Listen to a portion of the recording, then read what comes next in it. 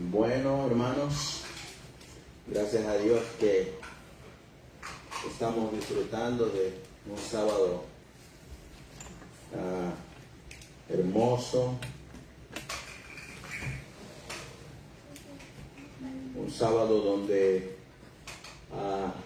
hemos disfrutado del pan espiritual, hemos disfrutado de la comida que las hermanas han preparado con mucho amor y estuvo muy sabrosa. A mí me gustó mucho.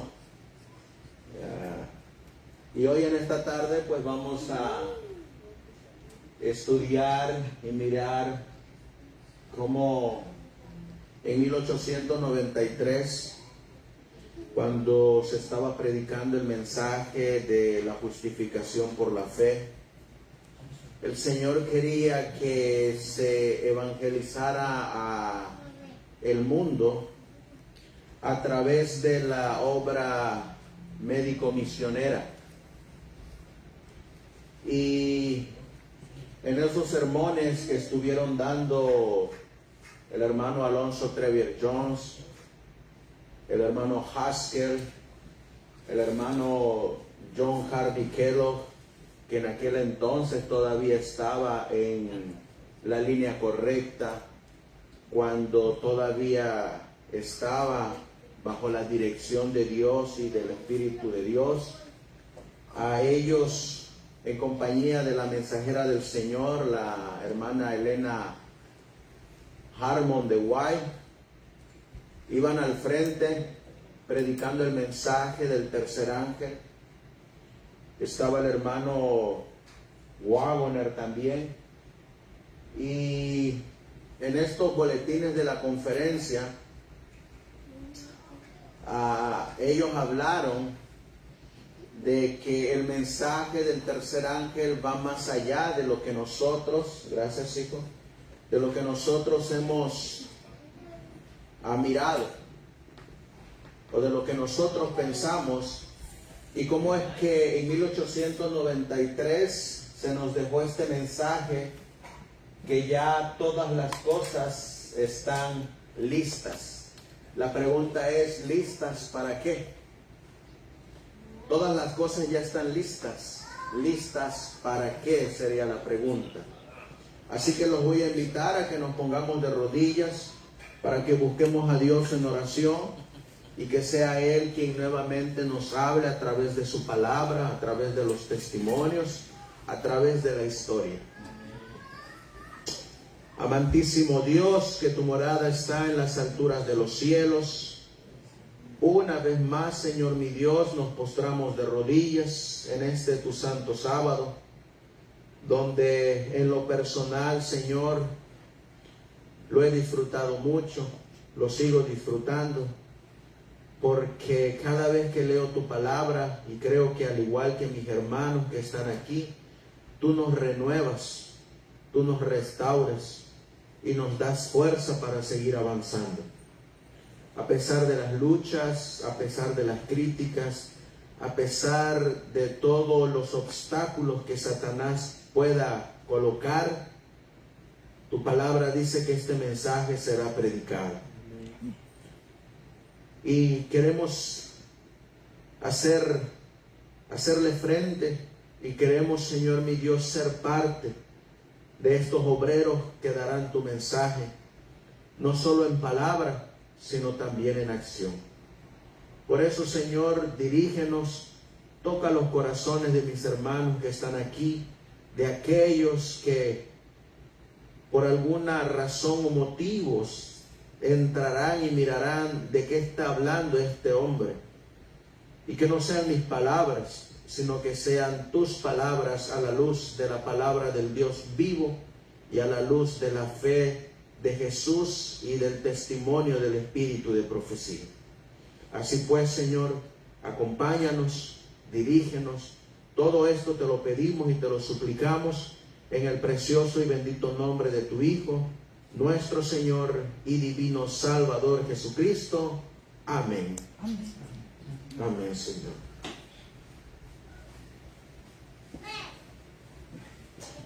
Amén, como dice Braden.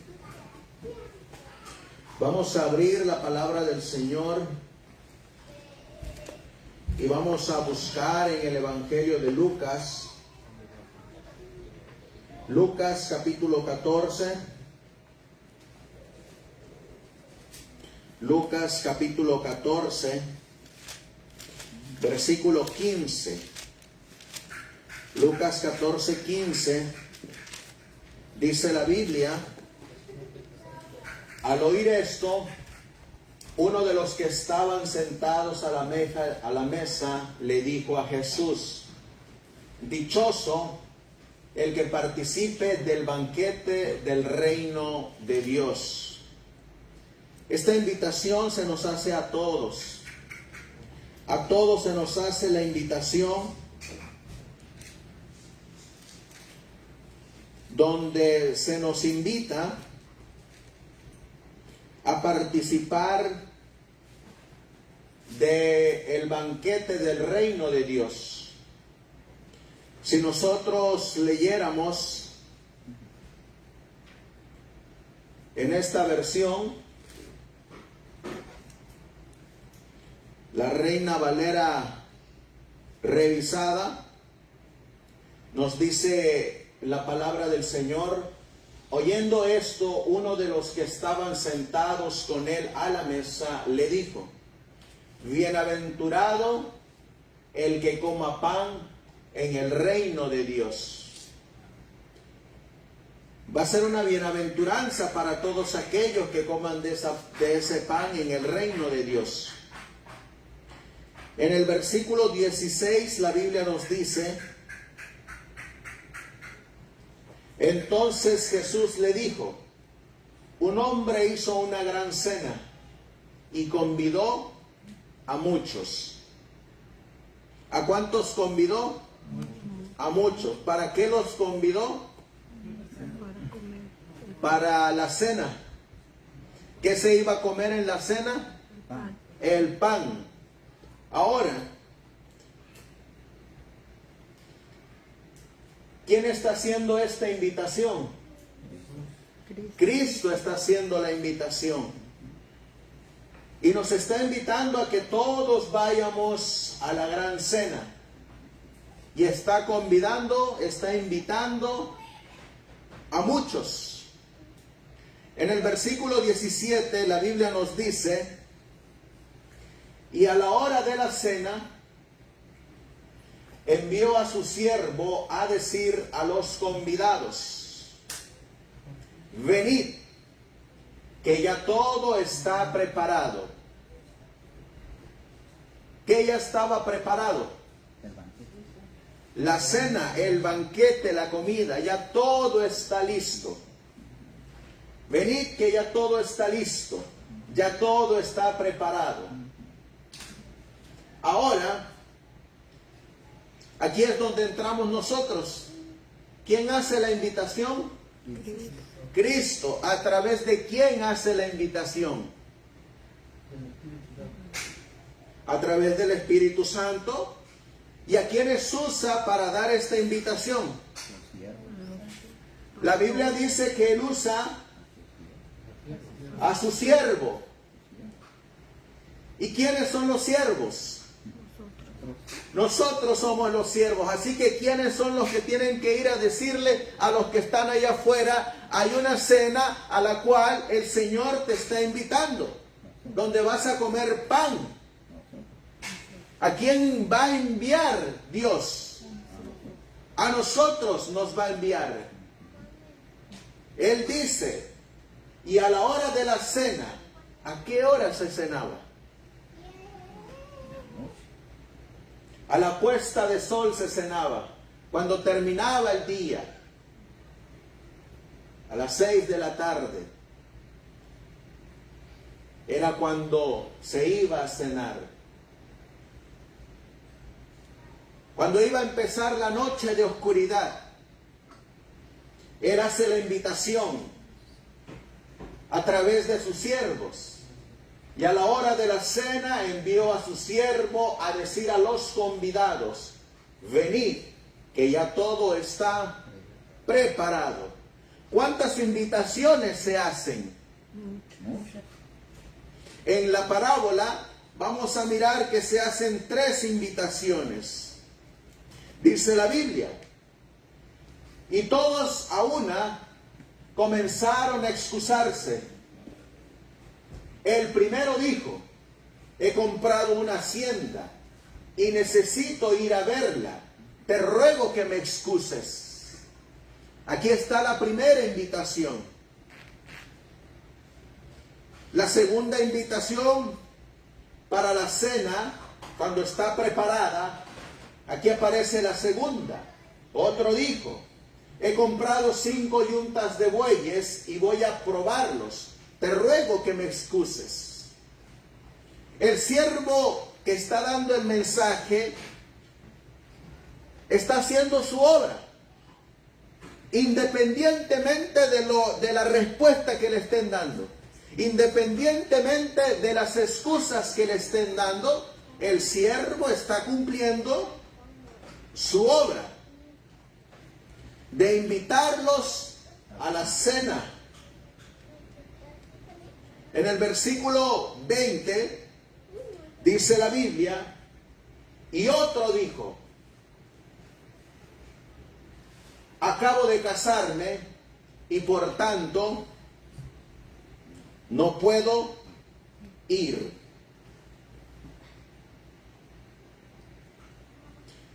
Esta es la tercera invitación que hacen los siervos del Señor.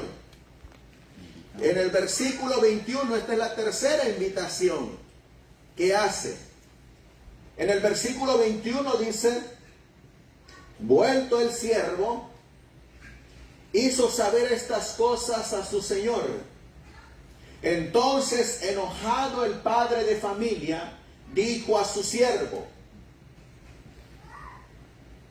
ve pronto por las plazas y las calles de la ciudad, y trae acá a los pobres, los mancos, los cojos y los ciegos. ¿Esta qué invitación sería? La cuarta invitación. Y en esta cuarta invitación, ¿a quiénes se menciona?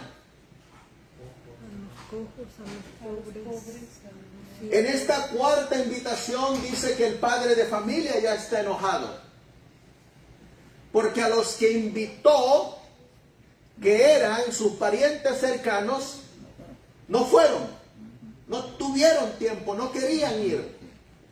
Y entonces ahora le dice al siervo, ve pronto por las plazas y las calles de la ciudad, y trae acá a quienes, a los pobres, a los mancos, los cojos y los ciegos.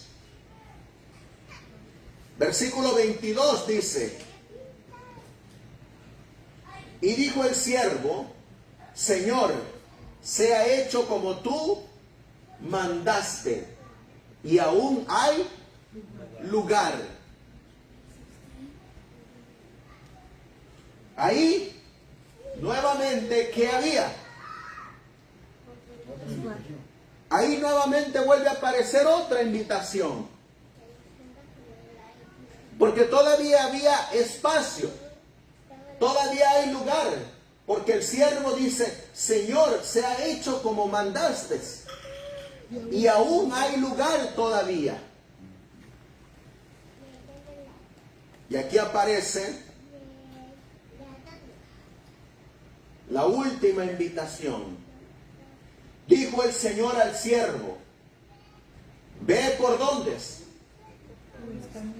por los caminos y por los vallados, y fuérzalos a entrar para que se llene mi casa.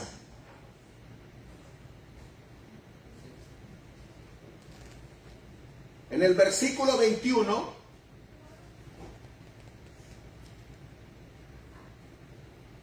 nos dice la palabra del Señor,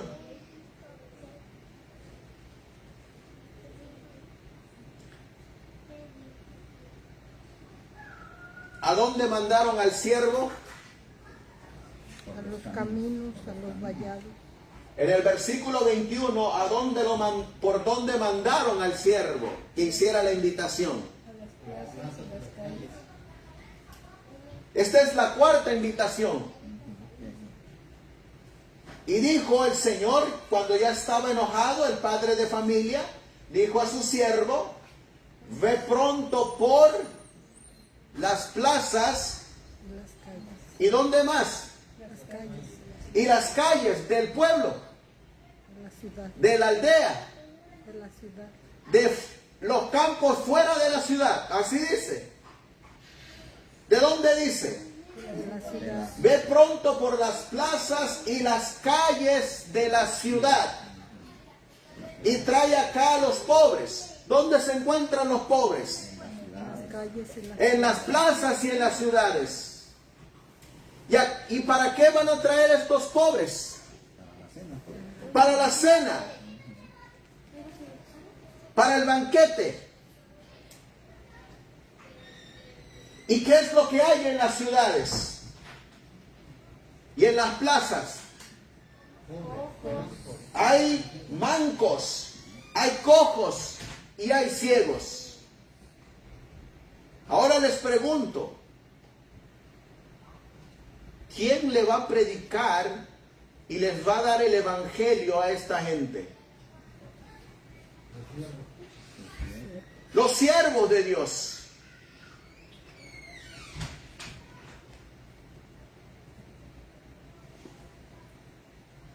En una ocasión me dejaron un comentario y me dijeron que yo estaba mal porque yo estaba viviendo en la ciudad y predicando en la ciudad. Y agarré y le contesté amablemente y le dije,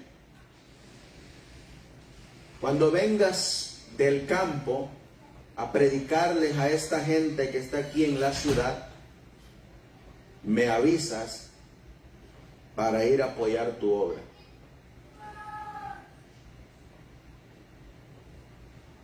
Están en el campo. ¿Y quién le va a predicar a esta gente que está aquí? ¿Quién? ¿Quién dice la parábola que les va a predicar? Los siervos. ¿Y estos siervos solamente van a predicar en las plazas y las calles? No. La Biblia también dice que los va a mandar por los caminos y por los vallados. Así que tiene que haber una predicación en general y completa. ¿Y cuál es la invitación? Ir e invitarlos al banquete. ¿Cuántas invitaciones tenemos en Apocalipsis 14? Vamos a leerlo. En Apocalipsis capítulo 14, versículo 6, aparece la primera invitación. Y vi volar por en medio del cielo a otro ángel que tenía el evangelio eterno, para predicarlo a los moradores de la tierra, a toda nación, tribu, lengua y pueblo. Aquí miramos a un ángel. ¿Allá quién era? Un siervo. Y el ángel dice a gran voz, temed a Dios y dadle gloria, porque la hora de su juicio ha llegado. Y adorad a aquel que hizo el cielo y la tierra, el mar y las fuentes de las aguas. Aquí está la primera invitación. En el Apocalipsis. La segunda invitación dice, otro ángel le siguió diciendo, ha caído Babilonia, la gran ciudad, porque ha hecho beber a todas las naciones del vino del furor de su fornicación. Aquí aparece la segunda invitación. Aquí está la tercera invitación. Y el tercer ángel lo siguió diciendo a gran voz: si alguno adora a la bestia y a su imagen, y recibe la marca en su frente o en su mano, él, dice la Biblia, también beberá del vino de la ira de Dios, que ha sido vaciado puro en el cáliz de su ira, y será atormentado con fuego y azufre delante de los santos ángeles y del Cordero. Esta es la tercera invitación. ¿Dónde aparece la cuarta invitación? En Apocalipsis 18, versículo 1 dice: después de esto vi a otro ángel descender del cielo con gran poder, y la tierra fue alumbrada con su gloria. Y clamó con voz potente, diciendo: ha caído la gran Babilonia, y se ha hecho habitación de demonios, y guarida de todo espíritu inmundo, y albergue de toda ave inmunda y aborrecible. Porque todas las naciones han bebido del vino del furor de su fornicación, y los reyes de la tierra han fornicado con ella, y los mercaderes de la tierra se han enriquecido de la potencia de sus deleites. ¿Quién le va a decir a esta gente que ha bebido del vino del furor de la fornicación? Los siervos de Dios. Ellos van a denunciar a la Babilonia, pero van a hacerle la invitación para que vengan al banquete, a la cena de bodas, donde se les dará a comer pan. Y viene una quinta invitación. ¿Dónde viene la quinta invitación? Y oí otra voz del cielo que decía: salid de ella, pueblo mío, para que no seáis partícipe de sus pecados, ni recibáis parte de sus plagas. Les hago la pregunta: ¿dónde van a caer las plagas? Tanto en las ciudades como fuera de las ciudades. ¿Y quién le va a advertir a esta gente que vienen 7 plagas postreras? Los siervos del Señor.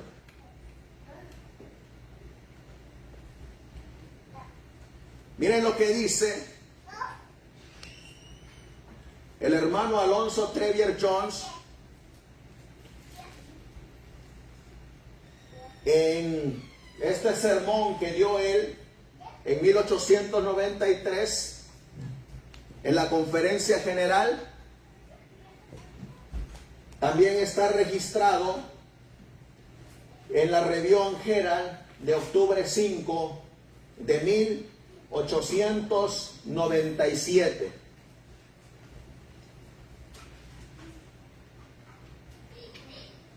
Dice el hermano Alonso Trevier Jones: nadie que esté familiarizado con el libro de Apocalipsis puede dejar de ver el paralelo en el tiempo entre los 3 llamados en esta parábola en Lucas 14 y los 3 mensajes de Apocalipsis 14. ¿Cuántas invitaciones le hizo el Señor a sus parientes cercanos para que vinieran a la cena que ya estaba preparada? 3. El tercer mensaje en Apocalipsis 14 es seguido solo por la venida del Señor sobre la nube blanca, con la hoz afilada en su mano para recoger la cosecha de la tierra. Y la cosecha es el fin del mundo. En Apocalipsis 14 no hay ningún mensaje posterior al del tercer ángel, y en Lucas 14 no hay ningún llamado después del tercer llamado. ¿Cuántos llamados se le hace a la iglesia? O en este caso, en la parábola de cena de bodas, a la nación judía. 3. Y las otras 2 invitaciones, ¿a quién se las hace? A los pobres, a los cojos, los mancos, los ciegos. Se los hace A los gentiles. a los de otras denominaciones. En el tiempo de los judíos se lo hizo a los gentiles.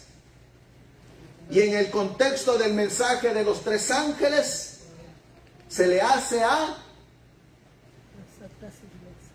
las otras denominaciones, a los mancos, a los cojos, a los pobres. Así que ¿cuántos llamados nos va a hacer a nosotros el Señor? 3 llamados solamente.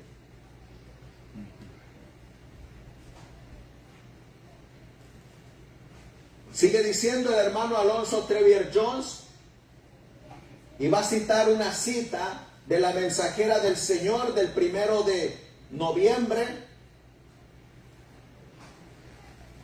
que está registrada en la revista The Home Missionary.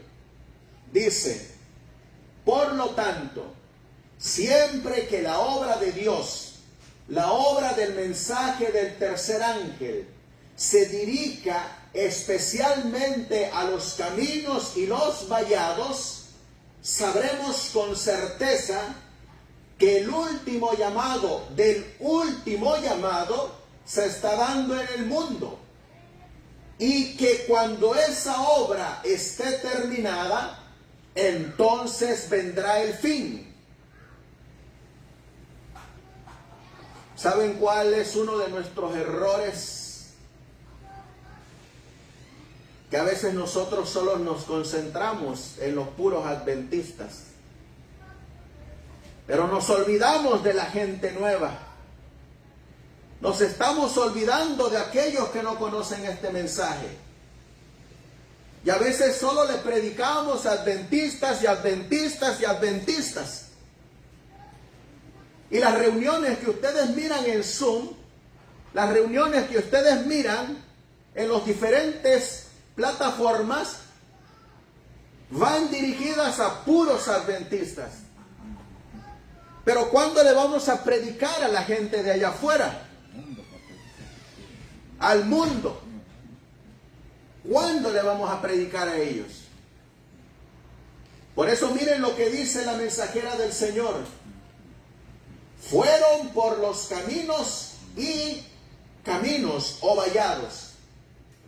Esta es la obra que debe hacer cada iglesia, en la que cada familia debe participar con interés, dar el último mensaje de misericordia para el mundo. ¿Quiénes deben de participar en este mensaje? Nosotros, como iglesia.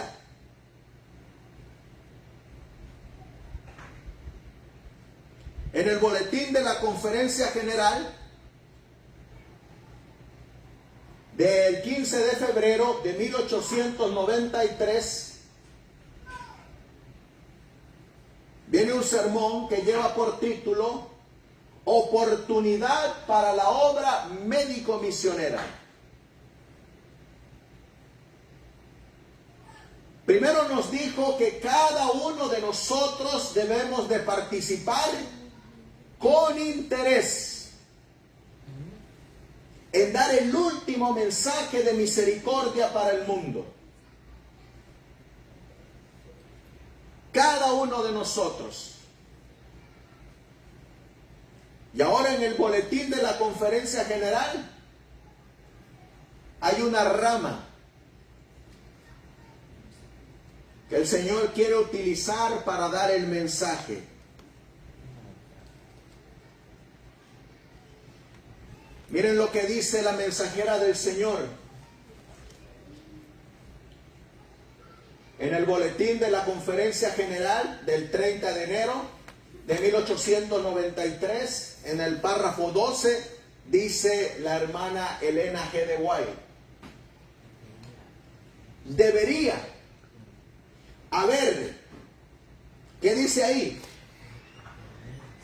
Decenas de misioneros. Debería haber 100. ¿100 qué? 100 Médicos misioneros. médicos misioneros. Debería de haber 100 médicos misioneros. ¿Dónde? Donde haya uno. Donde ahorita hay uno, ¿cuántos deberían de haber? 100. Debería haber 100 donde haya uno que se prepare para ser enfermeras misioneras. Y debería haber decenas de misioneros, ¿en dónde? En cada gran ciudad.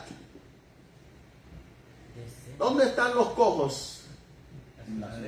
Los ciegos, los pobres, los mancos, los tullidos, los desnudos, los hambrientos.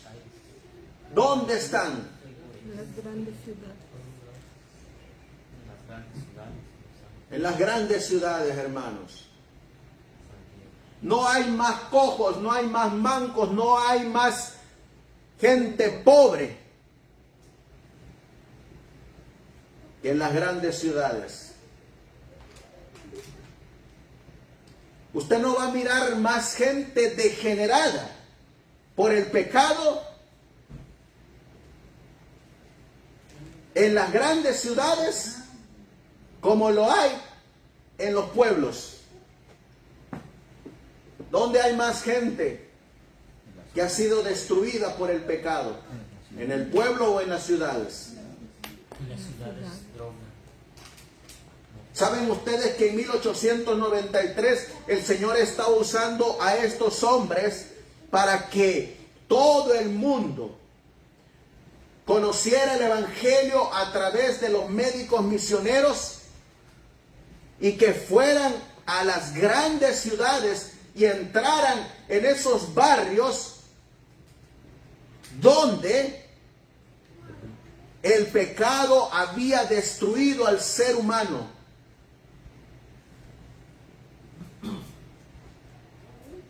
Por eso dice aquí, en el boletín de la Conferencia General de febrero 15 de 1893, les están predicando estos hombres a todos los líderes de la iglesia adventista, bajo el mensaje del tercer ángel, bajo el mensaje de la justificación por la fe. El tener una fe que va acompañada de obras. Y ellos dicen, tenemos 100 ciudades en Estados Unidos con una población de más de 25,000 habitantes.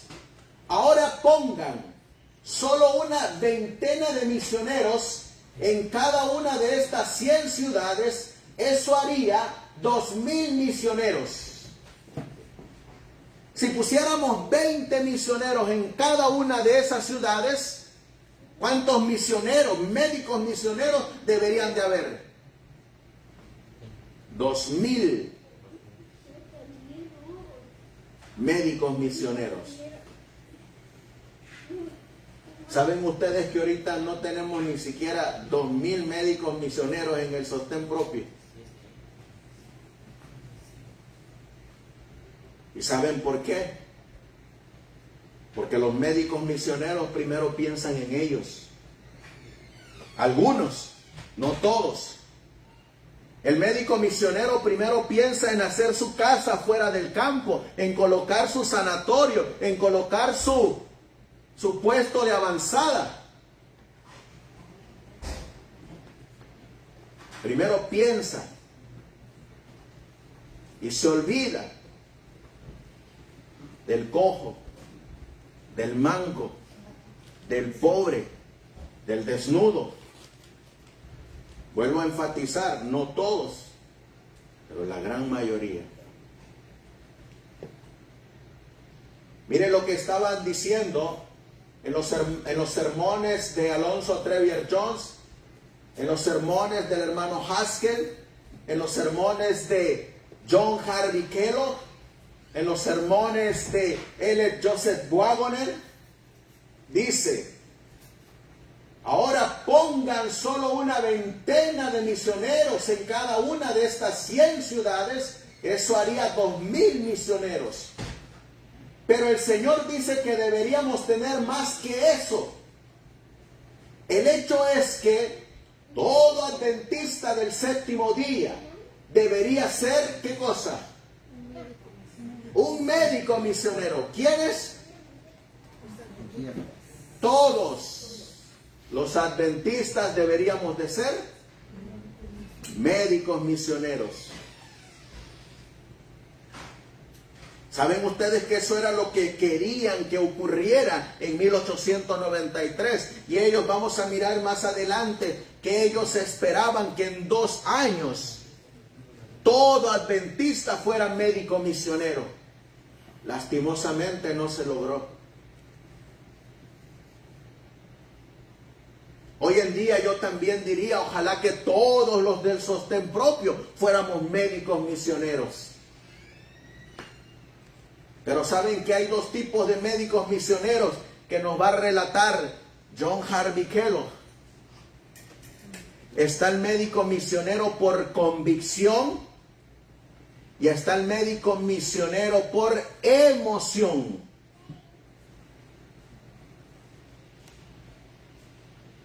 Miren lo que sigue diciendo.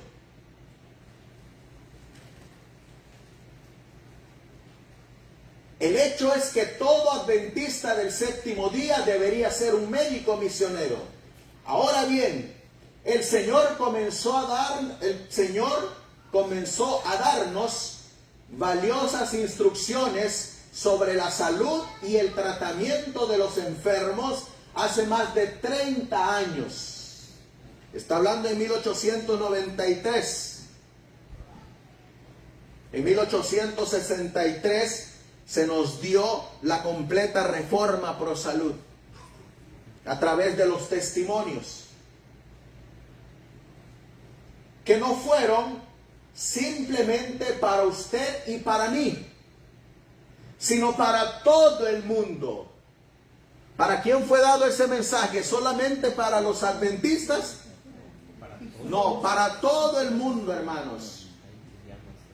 Para los que están en las plazas, para los que están en las ciudades, para los que están en los vallados, en los caminos, para todo el mundo. O como dice el mensaje del tercer ángel, para toda nación, tribu, lengua y pueblo. No solamente se nos dio para nosotros.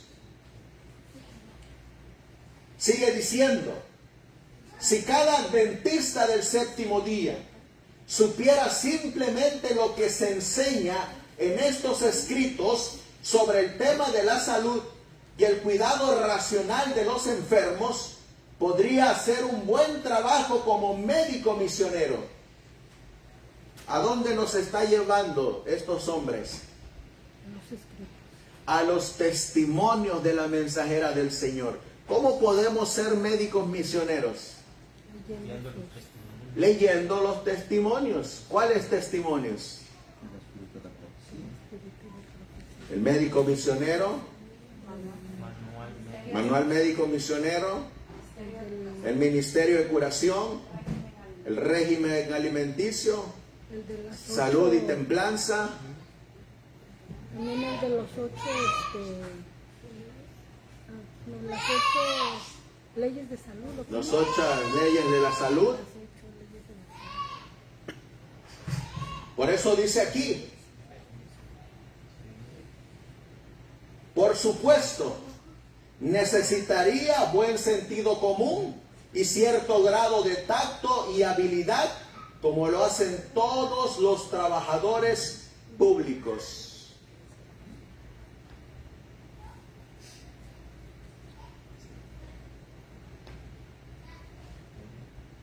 Ahora, dice el boletín de la Conferencia General, la Biblia nos dice que Cristo murió por cada hombre y Cristo ilumina a cada hombre que viene al mundo. Cristo ilumina al hombre por medio de portadores de luz. Ahora, estas enfermeras van seguras a los lugares oscuros de nuestras grandes ciudades, donde otros misioneros no podrían ir, y allí dejan que la luz de Cristo, la luz del Evangelio, brille en corazones tan oscuros por el pecado y el crimen a los cuales han sido completamente entregados. Donde unos entran, otros van a otros lugares. ¿Quiénes estaban dando el mensaje en 1893? Las enfermeras. ¿Y quiénes más? Y los misioneros. ¿Y en qué se convierten estos siervos del Señor? En portadores de luz. ¿En dónde se convierten en portadores de luz? En los caminos, en los vallados, en las plazas, en las ciudades. Sigue diciendo,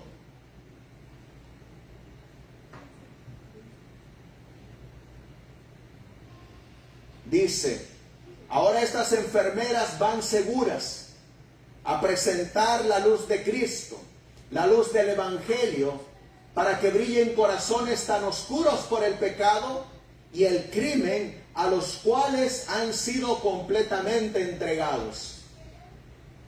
Hasta el diablo los ha abandonado por completo, menos por aquellos como ellos. Toda aquella gente que está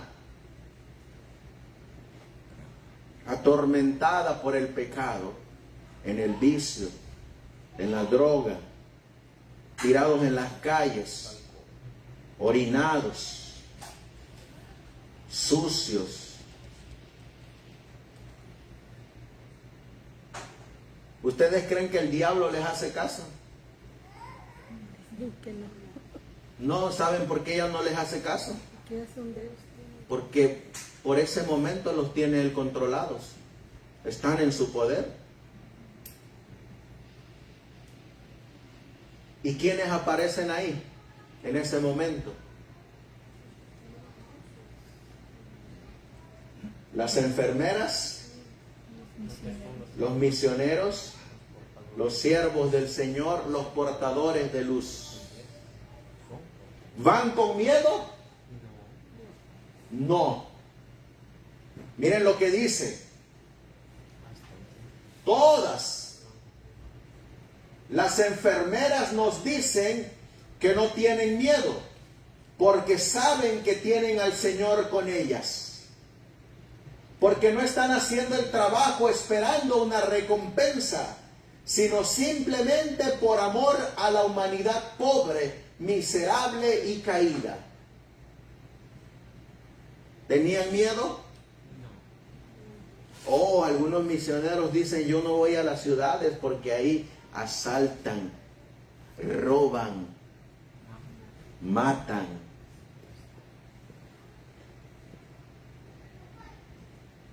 Entonces, ¿qué son?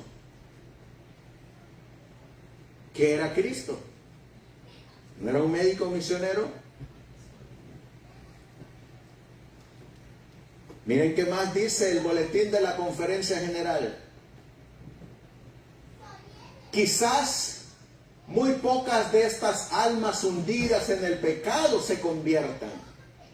Pero la Biblia nos dice que Dios nos recompensará por trabajar incluso por personas como estas.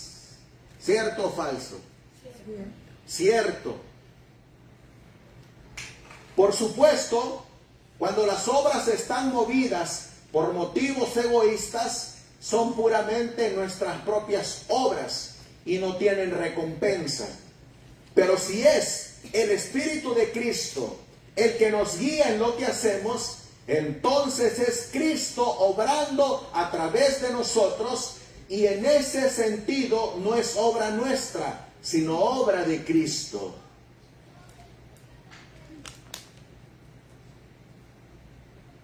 Estas manos, ¿quién las quiere usar? Cristo. ¿Para beneficio de quién? De los pobres, de los mancos, de los cojos, de los tullidos. Esta voz, ¿quién la quiere usar? Cristo. ¿Para beneficio de quién? De los necesitados. Estos pies, ¿quién los quiere usar?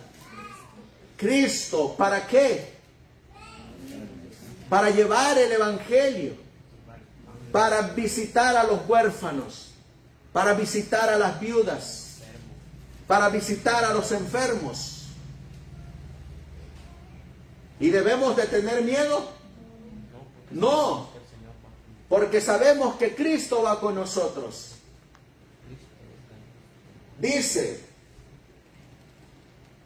pero debido a que Él obra a través de nosotros, las obras que así se realizan a través de nosotros se llaman en la Biblia nuestras obras. Por eso dice Apocalipsis capítulo 14. Versículo 13.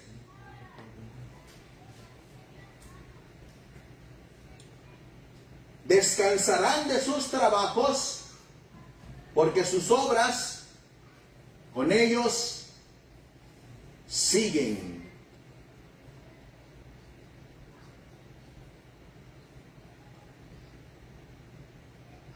Es obra de Cristo, porque Él obra en nosotros y a través de nosotros por su Espíritu.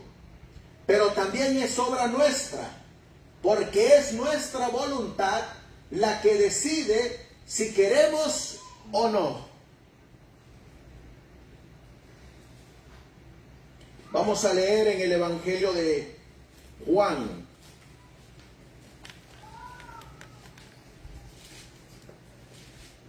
En el Evangelio de Juan, en el capítulo 5 y el versículo 30. Juan capítulo 5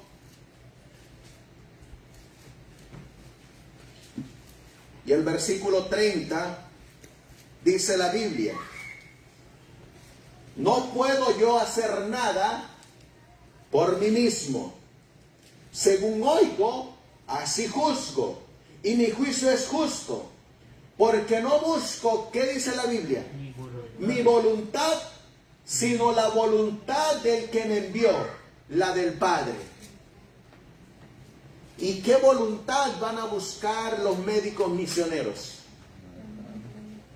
La voluntad del Padre. En Juan capítulo 4, versículo 34. Juan capítulo 4 y el versículo 34 dice la Biblia: Jesús les dijo: mi comida es que haga la voluntad del que me envió y que acabe su obra.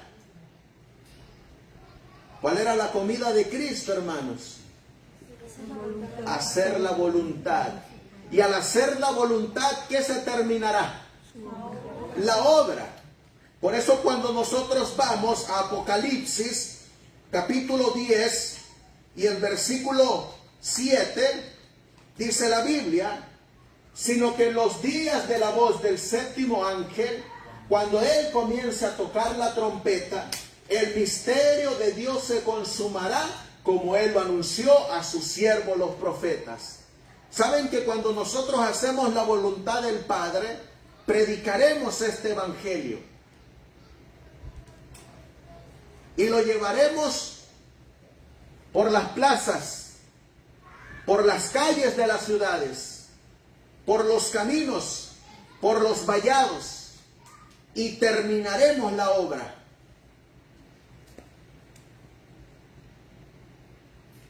Por eso decía la cita, pero también es obra nuestra, porque es nuestra voluntad la que decide si queremos o no hacerla. ¿Y dónde mora la voluntad, hermanos? Aquí, en la mente. Aquí es donde mora la voluntad. De aquí nacen los buenos pensamientos como los malos pensamientos. De aquí nacen las buenas decisiones como las malas decisiones. De aquí.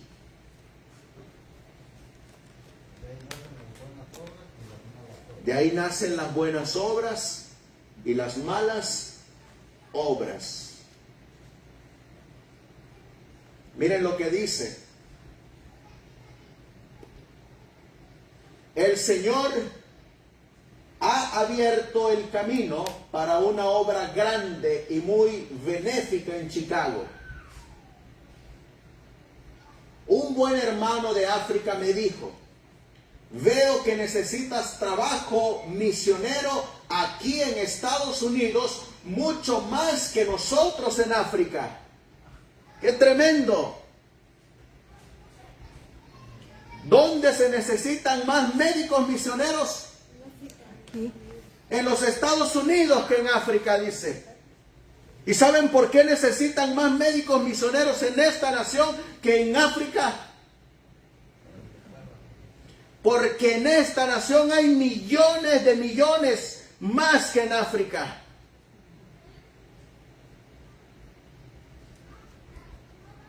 Miren qué más dice la cita.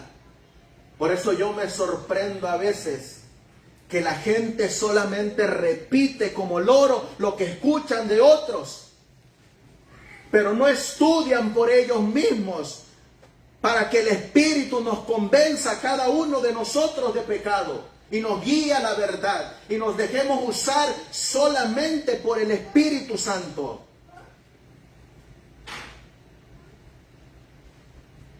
Miren lo que dice el boletín de la Conferencia General de 1893. Le dije, sospecho que así es, que se necesitan más médicos misioneros aquí en Estados Unidos. Y la pregunta es, ¿por qué? ¿Por qué más médicos misioneros aquí que allá? Miren lo que dice. Porque tenemos muchos peores paganos en Chicago que los que tienes en África.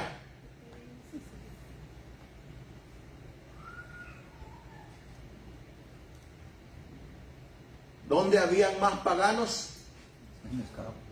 En Chicago. Estados Unidos, ¿que en dónde? En África. Que en África. Sigue diciendo.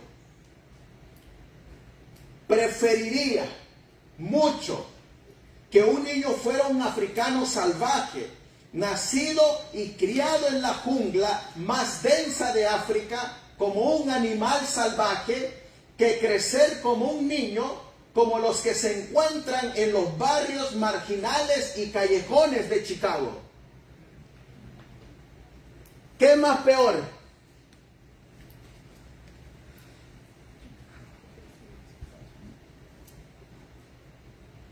¿Qué es más peor?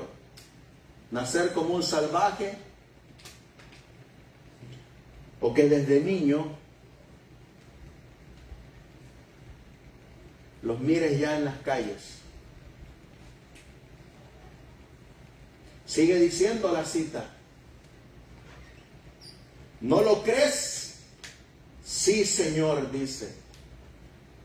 Los peores paganos del mundo son los que se encuentran en estas grandes ciudades. ¿Dónde se encuentran los peores paganos? Si hay lugares en toda la tierra que son moralmente oscuros, esos se encuentran en los grandes centros de civilización, en las grandes ciudades de este país y de Europa. Estos son los puntos más negros del mundo. ¿Y quién quiere ir a predicarle a las ciudades? La gente dice, yo me voy. Eso hubiera hecho Cristo.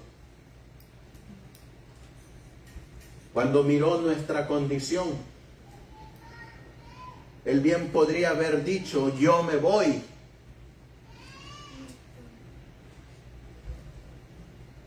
Porque a los suyos vino y los suyos no le recibieron. Pero ¿qué hizo Cristo? ¿Se fue? ¿Huyó? ¿Qué hizo? Miren lo que hizo Cristo. En el libro de Isaías, vamos a ver. En el libro de Isaías, en el capítulo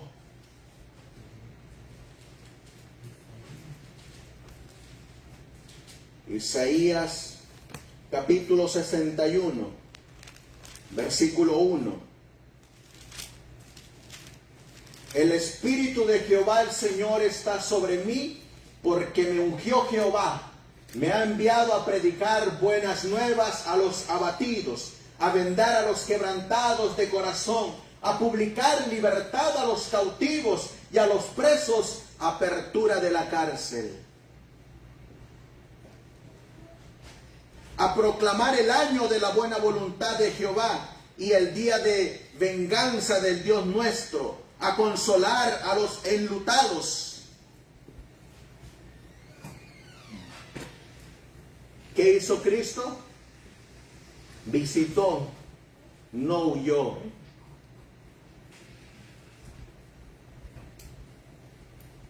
Por eso miren lo que sigue diciendo aquí. Los peores paganos del mundo son los que se encuentran en estas grandes ciudades. El África más oscura, de la que tanto oímos hablar, no empieza a ser tan oscura como la calle Clark en Chicago o algunas de las calles de la ciudad de Nueva York y Nueva Orleans. ¿Qué vamos a hacer al respecto? ¿Saben cómo es la calle Clark en Chicago? Yo me fui a investigar acerca de esa calle y de esa colonia.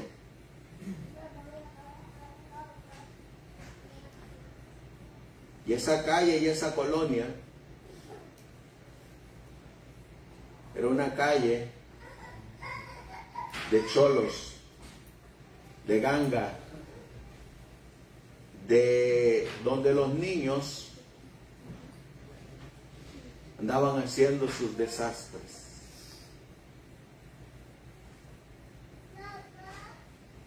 Y dice aquí que el África más oscura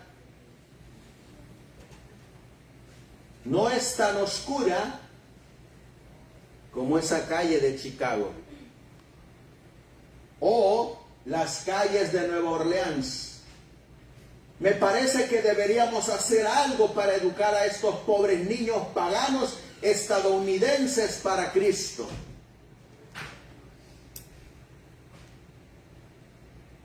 Se nos dice que llegará el momento en que la obra médico-misionera será la única obra médico-misionera que se pueda realizar. ¿Cierto o falso? Yo lo he escuchado de muchos médicos misioneros que dicen, la obra médico-misionera es la última obra que Dios va a permitir que se haga. ¿No es hora de que nos preparemos?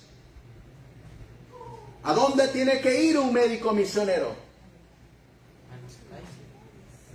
A las plazas, a las calles en las ciudades, a los valles, a los caminos.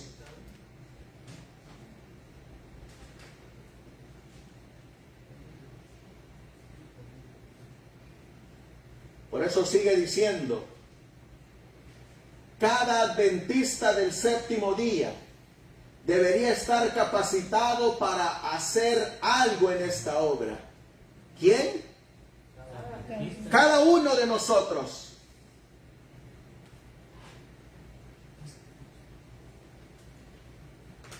Ustedes saben que se nos ha acusado de que nuestro negocio consiste en andar por ahí y sacar a los cristianos de otras iglesias y meterlos en la nuestra. Se nos acusa a nosotros de eso, dice el boletín de la Conferencia General. Miren lo que ellos responden. Nadie haría un cargo de ese tipo contra nosotros si estuviéramos trabajando en la calle Clark, porque la única iglesia en la calle Clark es la iglesia del diablo. No había ninguna presencia adventista en ese lugar. No había ni un misionero que estuviera en ese lugar.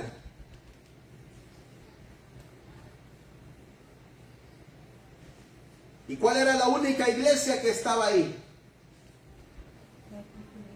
La iglesia de Satanás. Por eso yo les digo, a veces nuestras reuniones son de puro adventistas. Y lo único que andamos haciendo es que andamos sacando, y no digo que es malo, porque muchos nacieron bajo un evangelio corrompido. Muchos nacimos con una doctrina corrompida. Pero el mensaje tiene que cruzar más allá. No es solamente sacar gente de la iglesia de la corporación, de los reformistas, de la libre, de los davidianos, del evangelio eterno. Nuestro mensaje tiene que cruzar más para allá. Tiene que ir más para allá. Tenemos que ir por esos pobres, esos cojos, esos mancos. Por eso dice aquí,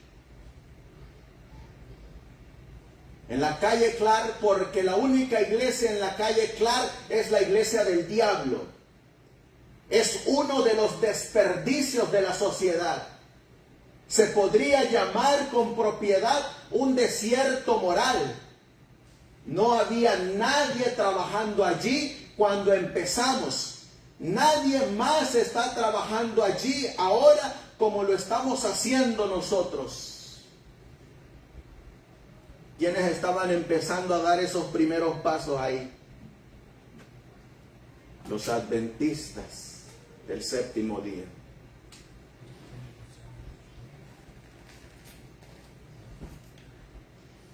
Los que hasta ahora han bajado allí se han desanimado porque no pudieron lograr nada y se han ido a campos más fértiles. Habían llegado otros de otra denominación. ¿Se habían quedado? No. ¿Por qué? Porque les gustan las cosas fáciles. Porque no les gusta comenzar desde abajo. ¿Saben ustedes que para levantar una iglesia no es nada más predicar desde el púlpito? Para levantar una iglesia se necesita mucho esfuerzo, consistencia, paciencia, perseverancia.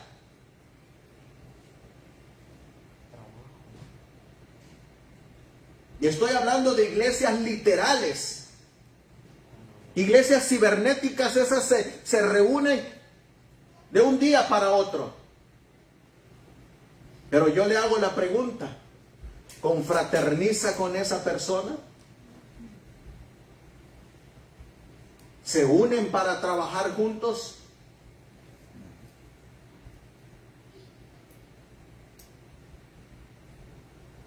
Por eso dice aquí, los que hasta ahora han bajado allí se han desanimado porque no pudieron lograr nada y se han ido a campos más fértiles.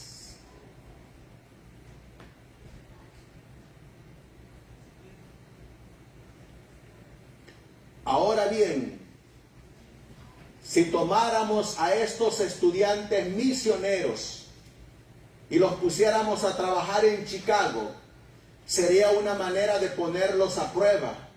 De esta manera podremos descubrir quién tiene el verdadero espíritu misionero y quién simplemente tiene un sentimiento misionero que ha recibido de lo que ha leído en los libros. ¿Ven la diferencia? Hay uno que tiene un espíritu misionero y hay otro que solamente tiene un sentimiento misionero. ¿Cuál de los dos es el verdadero? El sentimiento misionero. El que tiene un espíritu misionero.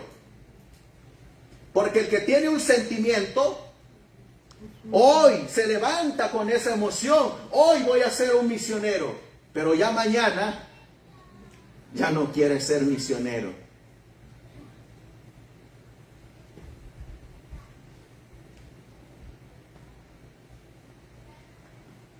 Pero cuando usted les pregunta, ¿y tú qué eres? Yo soy un médico misionero. ¿Y lo ejerces? No, no lo ejerces. Entonces no te engañes, no eres un médico misionero. Sigue diciendo, quien ha sido probado por una obra como la que nos proponemos realizar en Chicago, sabe lo que es la verdadera obra misional. Quien tiene el verdadero espíritu misionero no esperará hasta llegar a África, ni siquiera a Chicago, sino que comenzará con su vecino de al lado. ¿Cierto o falso? Cierto. Porque para hacer la obra misionera, ¿dónde puedo comenzar? Con mi prójimo, con mi vecino, ahí donde yo estoy. Pero resulta que quiero hacer la obra misionera con el adventista que ya conoce.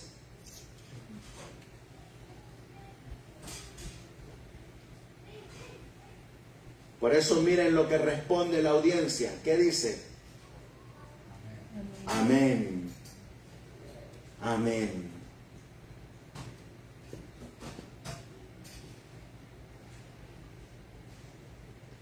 Probablemente ninguno de ustedes vive en una ciudad donde hay una proporción menor de enfermedad, pobreza y sufrimiento que en Battle Creek.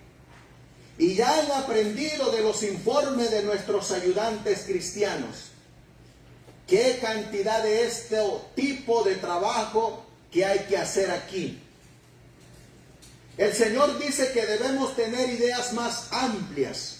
Lo que queremos hacer en Chicago, lo queremos hacer en Nueva York, en Brooklyn, en Albany, en Buffalo, en Pittsburgh, en Filadelfia, en Cincinnati, en Cleveland, Columbus, Kansas City, Omaha, San Luis, Nueva Orleans, San Francisco, Atlanta, Nashville, Detroit y cientos de grandes ciudades y 1000 más ciudades pequeñas. Óiganme, estos hombres, ¿qué querían hacer? Querían terminar la obra del Señor. Lo que habían comenzado en una pequeña calle, ¿a dónde lo querían transportar? A otras ciudades. ¿A través de quiénes? De los misioneros.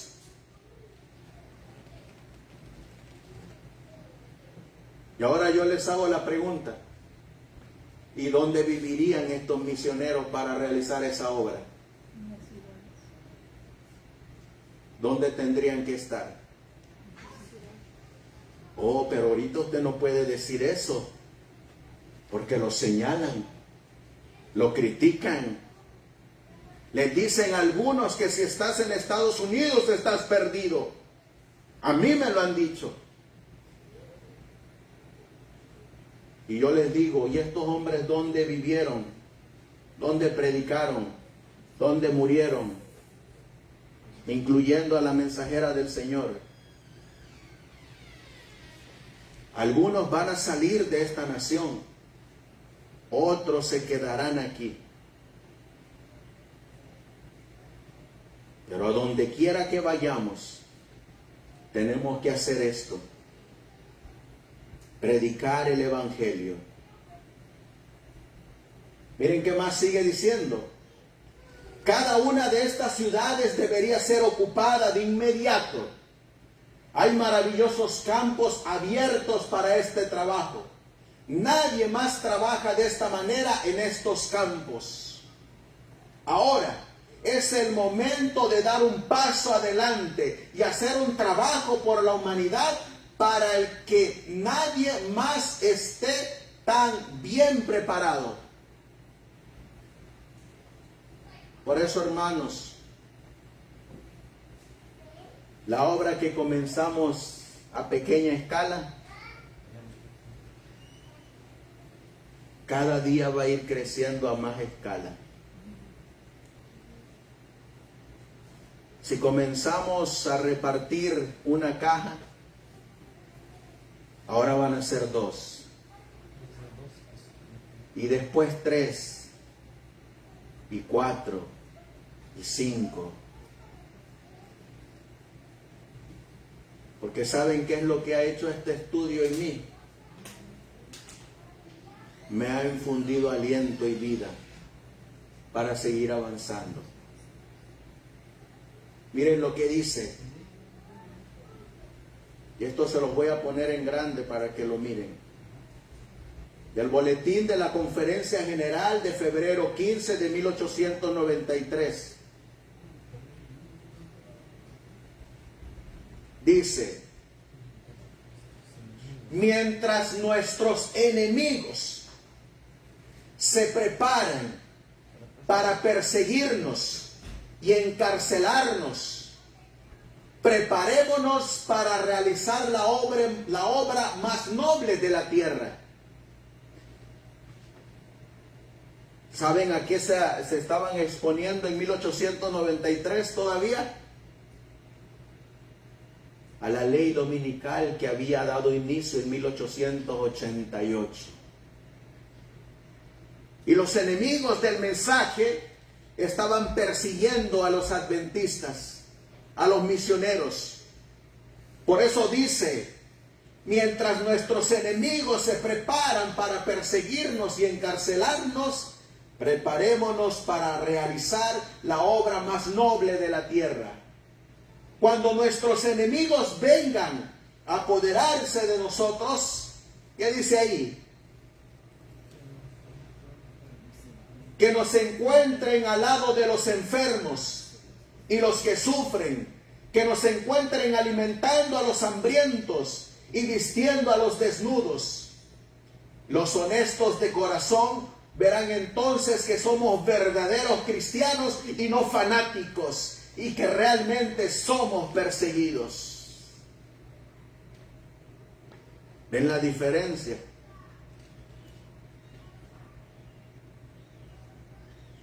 Este es un argumento que todo el mundo puede entender. Por supuesto, debe haber predicación y distribución de folletos, pero nuestras obras predicarán más fuerte que la predicación, más fuerte de lo que podemos predicar de cualquier otra manera. ¿Cierto o falso? Cierto, hermanos. Cierto.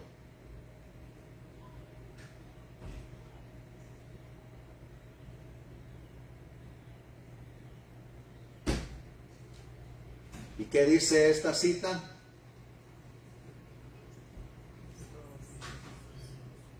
Este trabajo es necesario, ¿dónde? No solo en nuestro propio país, sino en todas las grandes ciudades de todos los demás países civilizados y, de hecho, en todas las ciudades. Yo les hago la pregunta: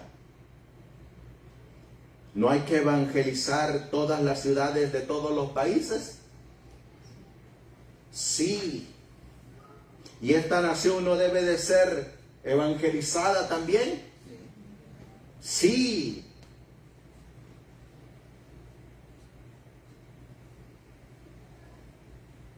El Elder Jones les habló anoche sobre algunas doctrinas papales.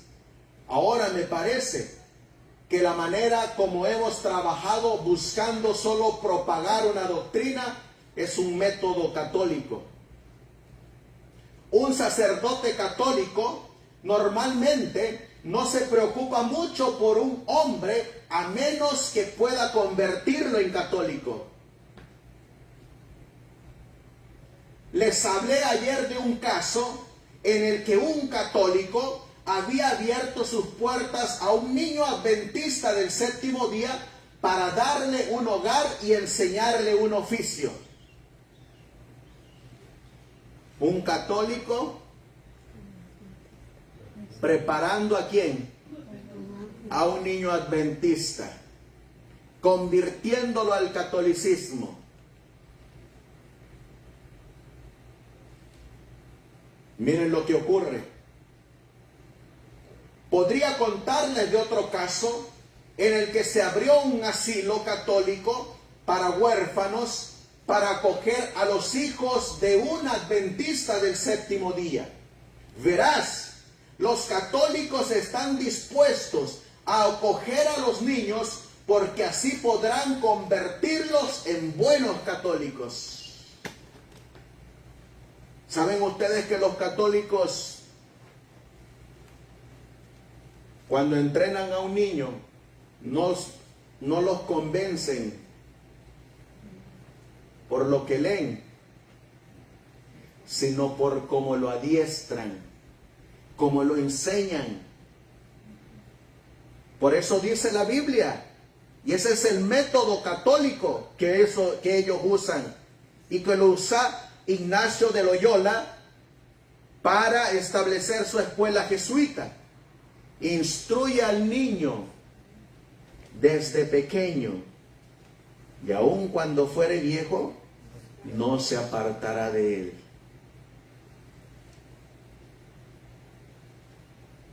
¿Por qué creen ustedes que los sacerdotes no se convierten? Los cardenales, los obispos o los papas.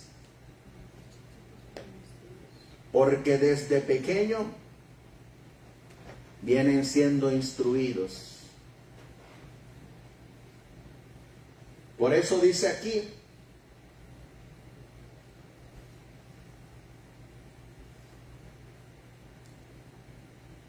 los mejores católicos son los que han sido formados como tales desde pequeños, y la mayoría lo son. Por eso es lo más difícil del mundo convertir a un católico a cualquier otra fe. ¿A poco no cuesta convertir a un católico que abandone completamente sus idolatrías, sus imágenes, sus tradiciones?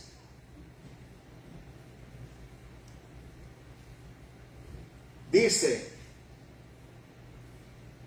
su doctrina ha crecido con ellos y ha crecido dentro de ellos.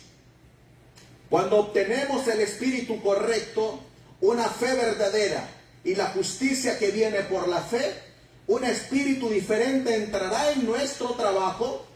No será un espíritu denominacional, sino que será el espíritu de Cristo, y el mundo verá por nuestras obras que tenemos la fe verdadera.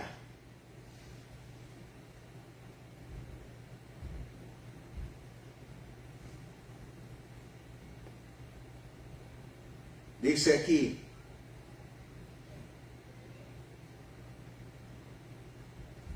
se hace la pregunta, ¿son todos los que tienen un espíritu misionero personas apropiadas para dedicarse a la obra misional? Y la respuesta es, ciertamente lo son. Ya escucharon lo que dijeron ayer. Aquí algunos de nuestros trabajadores, tenemos 45 trabajadores de este tipo en esta ciudad hoy. Están pasando por un proceso de formación, aprendiendo a ayudar a quienes necesitan ayuda. Cuando estas personas hayan sido capacitadas, esperamos enviarlas a nuestras iglesias para organizar grupos similares. Si los hermanos desean ser organizados para mostrarles cómo trabajar y permanecer con estos nuevos grupos hasta que están completamente organizados y capacitados. Ahora, hermanos, si quieren que toda la denominación adventista del séptimo día esté capacitada para ser médicos misioneros dentro de los próximos 2 años, pueden hacerlo. Piensa en cuál sería la influencia sobre tus vecinos si comenzaras esa clase de trabajo. ¿Qué querían hacer de la iglesia adventista? Médicos misioneros. Pero ¿saben qué más querían hacer? Madres misioneras.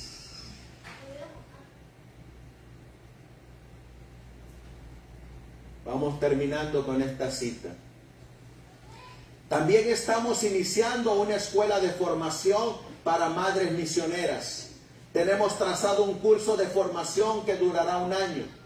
Estamos todos listos para empezar. Simplemente queremos que las personas sean capacitadas. Toda mujer que tiene el cuidado de un hogar necesita ser madre misionera. Se necesitan madres misioneras porque muchas madres no saben cómo ejercer su influencia sobre los niños. Por eso debemos tener madres misioneras que enseñen a otras madres qué hacer. Queremos madres misioneras que recojan a los niños de la calle y lleguen a otras madres a través de sus hijos. Queremos madres misioneras que vayan entre familias adventistas del séptimo día y enseñen a las madres adventistas del séptimo día cómo puedan llegar a ser madres misioneras. Que les enseñen a cocinar, a vestirse y a cuidar a sus hijos. Puedes ver qué trabajo maravillosamente grande y práctico hay que hacer. Y esto es una parte tan importante del mensaje del tercer ángel como lo es la advertencia contra la bestia y su imagen y la marca de la bestia. Espero que estos ministros y delegados que se encuentran aquí se interesen en buscar el tipo adecuado de personas para dedicarse a esta labor. ¿Qué es entonces el mensaje completo del tercer ángel? La obra médico misionera.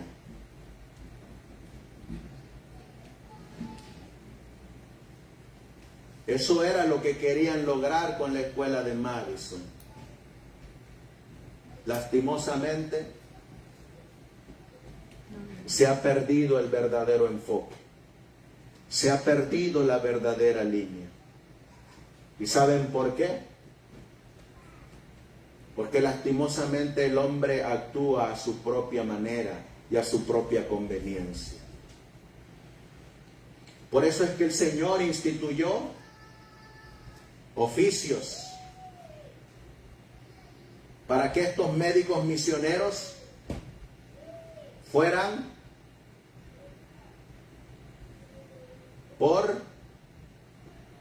como siervos para hacer la invitación: venid a la cena. Ya está todo listo, ya está preparado. Vayan por los caminos y vallados, por las plazas y en las calles de las ciudades, y díganle a cojos, a mancos, a ciegos, a pobres, a tullidos, que vengan a la cena de bodas. Eso era lo que quería hacer el Señor con la escuela de Madison. Lastimosamente, no se logró. Hoy en día, muchos ocupan esta portada, muchos ocupan esta escuela. ¿Saben para qué?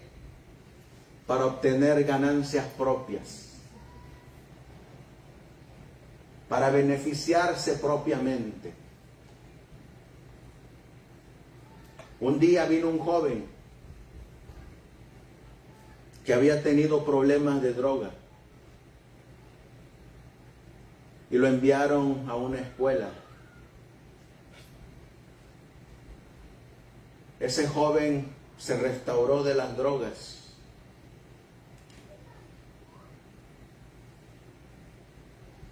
y regresó al país de donde había salido.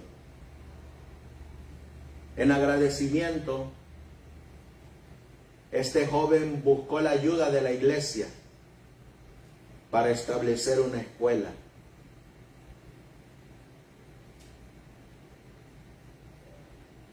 Se adquirió un terreno y se donaron 80,000 pesos mexicanos.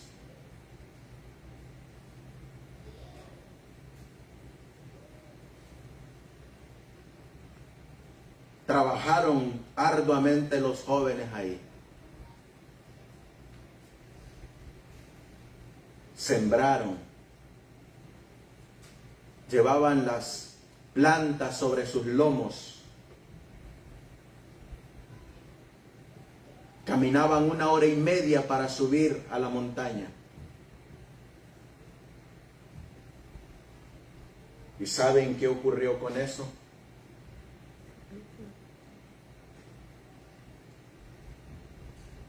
Todo quedó perdido. ¿Ustedes creen que Dios no les va a pedir cuenta a esos hombres que estafan? ¿Ustedes creen que Dios se va a quedar de manos cruzadas? Dios les va a pedir cuenta. Dios dice que nos juzgará a cada uno de nosotros conforme a nuestras obras. Lo mismo ocurrió. Se levantaron para pedir ayuda, construir un lugar en Ojos Negros. ¿Y saben cómo está también ese lugar? Abandonado.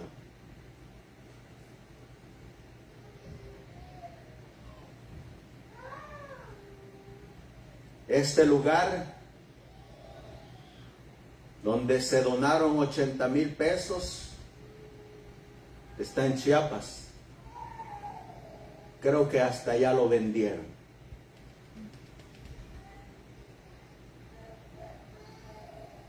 Este otro lugar está en Ojos Negros, en Rosarito. Y nos embarcamos para apoyar otro puesto de avanzada. Y este otro lugar está en Puebla. Ahí tengo todavía los recibos de los envíos que se hicieron. ¿Cuál fue mi sorpresa? Que estos jóvenes que estaban preparando ahí no eran como estos jóvenes. Aquellos jóvenes que estaban preparando en Puebla los estaban preparando para ser parte de un grupo de autodefensa, para que portaran una escopeta sobre sus hombros y defendieran las tierras, en primer lugar, antes de salir como obreros médicos misioneros. Hermanos, créanme, me he llevado tantos chascos que es difícil a veces confiar.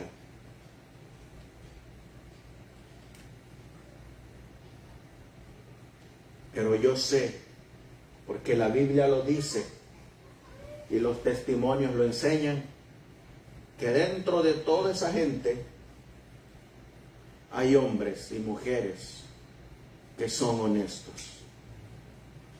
Aunque son pocos, son honestos.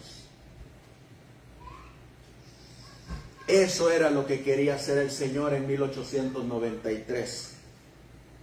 A través de esta enseñanza. Un día me criticaron porque estaba yo predicando en una iglesia así y traía yo una corbata y me dijeron: te miras muy bien entrajeado y con tu corbata, pero estás dentro de los Estados Unidos y te has de saciar con los diezmos. Yo me quedé callado. La gente que me conoce sabe que yo no vivo de los diezmos. La gente que me conoce sabe que yo trabajo.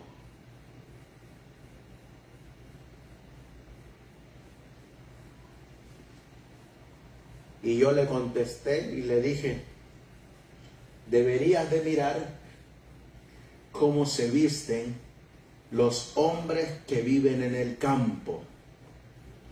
Porque estos jóvenes y sus maestros vivían en el campo.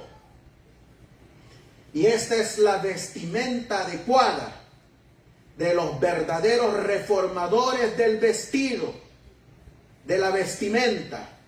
¿Cómo los miras? ¿Los miras desalineados o los miras limpios? ¿Miras al maestro Edward Alexander Sutherland? ¿Qué trae en su cuello? Una corbata, un moño. ¿Y dónde vivía él? En el campo, en la escuela, enseñando bajo el mensaje médico misionero la verdadera reforma en el vestir. Y miras a los demás jóvenes, jóvenes con corbata, con moño, señoritas bien alineadas, sus vestidos largos, limpios, su pelo recatado, los maestros dando el ejemplo. Oh, pero a alguien se le ocurrió decir que traer una corbata es señal de superación.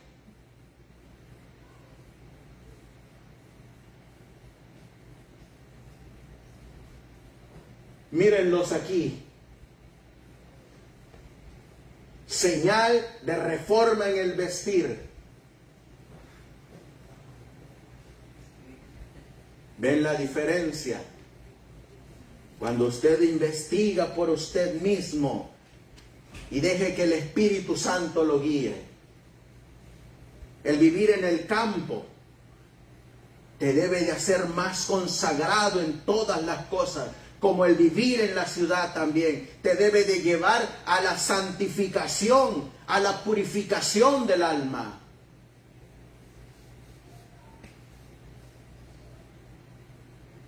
Mira a estas señoritas, sus maestros,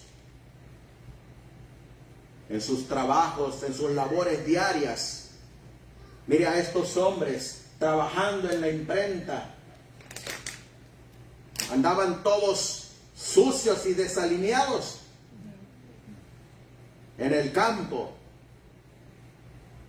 trabajando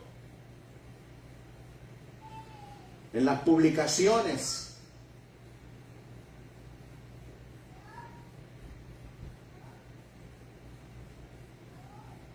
en la panadería, en las clases de cocina, en sus aulas de clase.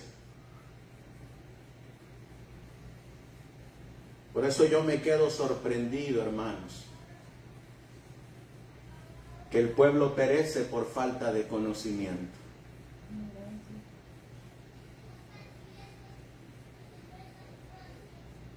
Termino con la cita que comencé en la mañana.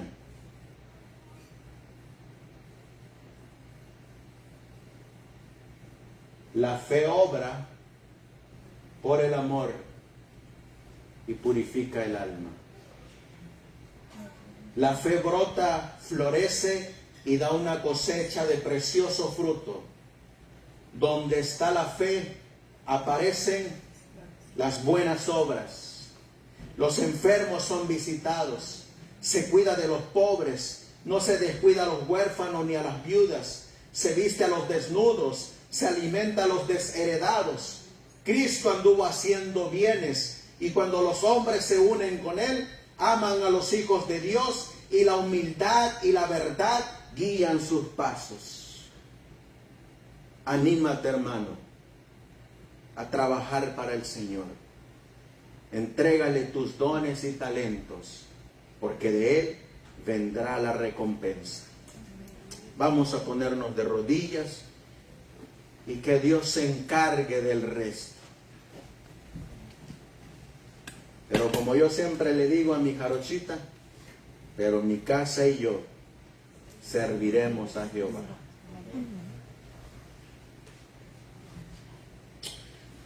Padre nuestro que estás en el cielo, santificado sea tu nombre. Una vez más, Señor mi Dios, nos postramos de rodillas en este lugar, porque sabemos que tenemos un mandato, una obra que tú nos has mandado a hacer. La de llevar la invitación a toda nación, tribu, lengua y pueblo. Y esa invitación irá hasta los confines de la tierra. Esa invitación tiene que llegar desde los pueblos más pequeños hasta las ciudades más grandes. Tenemos un mensaje que dar al mundo, pero ese mensaje tiene que ir acompañado con obras, con trabajo, con labor. Y aunque somos pocos, tú irás añadiendo a tu obra aquellos hombres y aquellas mujeres que sean valientes, que van a ser fieles a Dios como la brújula al polo. Te ruego y te suplico, Señor, por esta iglesia, por cada uno de tus hijos que están aquí, por cada uno de tus hijos que mirarán este video, y por cada uno de aquellos que no lo mirarán, pero que serán imbuidos del Espíritu Santo, y que te escucharán a ti, y que te obedecerán a ti, porque habrán comprendido que la fe obra por el amor. Por eso, Señor, ayúdanos a avanzar y a finalizar la obra que nos has mandado.